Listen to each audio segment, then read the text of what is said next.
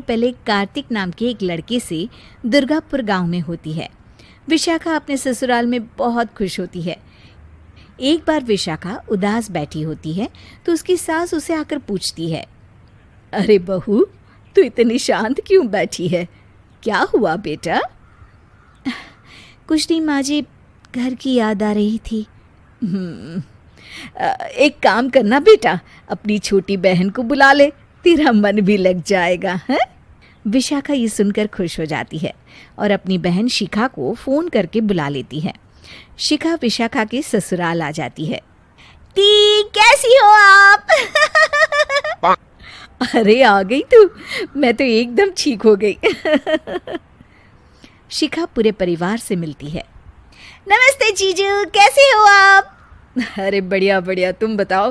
अरे कुछ नहीं जीजू। अरे आपकी शर्ट पर कॉकरोच है? कहाँ है?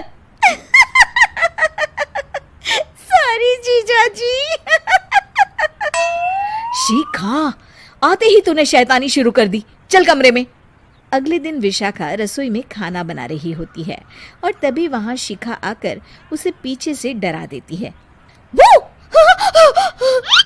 विशाखा डर जाती है और शिखा हंस पड़ती है।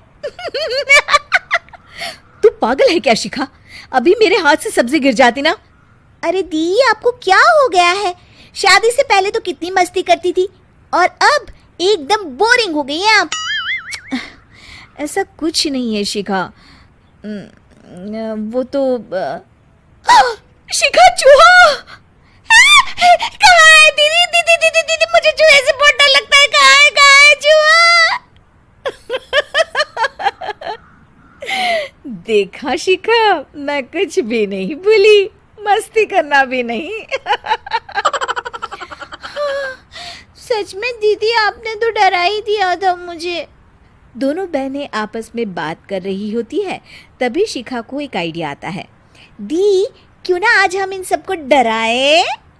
नहीं नहीं शिखा, ये मेरा ससुराल है, यहाँ लोग मजाक में नहीं लेंगे तुम्हारी बात को। अरे दी, तुम भी ना कितना सोचती हो। रात में जब सब सो रहे होते हैं कि अचानक से विशाखा की सास को पायल की आवाज़ सुनाई देती है। वो आंगन में आकर देखती है तो आवाज़ आना बंद हो जाती है।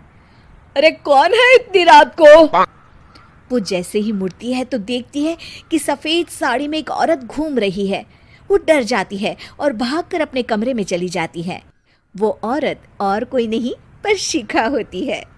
सास को डरा हुआ देख शिखा जोर जोर से हंसने लगती है।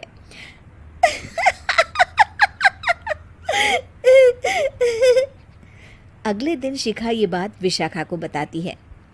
ऐसा तुझे नहीं करना चाहिए था शिखा, ये मेरा ससुराल है और तू यहाँ ऐसे मजाक नहीं कर सकती। किसी को पता चल गया ना तो हमारी तो शामत आ जाएगी।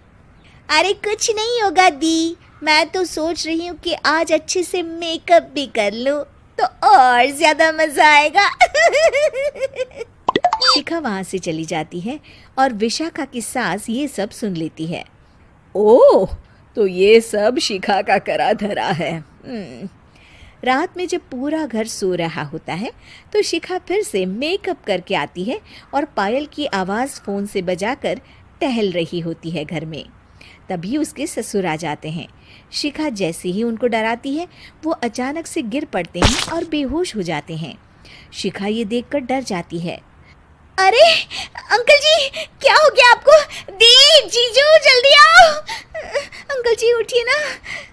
सारे घर वाले वहाँ आ जाते हैं। अरे पापा, क्या हो गया आपको? क्या हुआ शिखा, ये बेहोश कैसे हो गए? अरे तूने डराया क्या इन्हें ये चुड़ैल जैसा मेकअप करके हैं?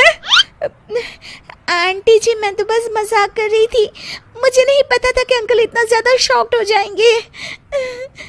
तुझे पता है ये दिल के मरीज हैं। हे भगवान, इन्हें तो दिल का दौरा पड़ गया है। शिखा घबरा जाती है। क्या दिल का दौरा? तेरी वजह से आज इनकी ये हालत है। इन्हें कुछ भी हुआ ना तो तू जेल जाएगी, समझी? शिखा रोने लगती है। नहीं नहीं आंटी जी, ऐसा मत बोलिए, अंकल को कुछ नहीं होगा। तभी ससुर को छींक आने वाली होती है। वो छींक रोकने की कोशिश करते हैं, लेकिन फिर भी उन्हें छींक आ जाती है और उनकी आंख खुल जाती है। अंकल, आप ठीक तो है ना अंकल? ससुर और सास हंसने लगते हैं। क्यों बेटा, सिर्फ तुम्हें ही मजाक करना आता है क्या? है तो क्या पापा बेहोश नहीं हुए थे? अरे नहीं नहीं, मैंने ही प्लान बनाया था ये। पर क्यों माँ? क्योंकि विशाखा को लगता है कि ये उसका ससुराल है, उन्हें ऐसी मजाक वाली बातें पसंद नहीं आएगी। पर उन्हें ये नहीं पता कि अगर ये दोनों बहनें शेर हैं तो हम भी सवा शेर हैं। ये तो बिल्कुल सही कहा आपने आंटी जी।